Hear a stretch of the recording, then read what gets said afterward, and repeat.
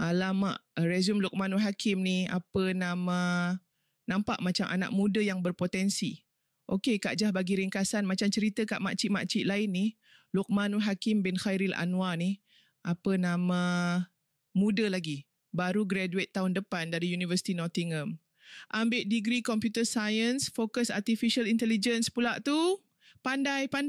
Dengar cerita, dia dapat internship kat universiti tu juga, buat research pasal AI dalam pendidikan.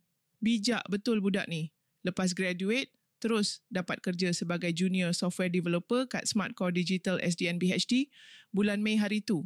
Cepat dapat kerja, bagus. Skill dia pun macam-macam. Java, C, Kotlin, Python, SQL, semua dia reti.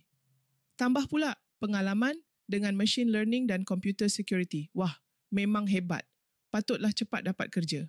Dengar cerita, ramai orang berebut nak ambil dia tahu. Jangan cerita kat dia pula Kak Jah bagi tahu ni. Kalau ada apa-apa lagi yang nak Kak Jah cerita pasal resume dia ni, tanya je ya.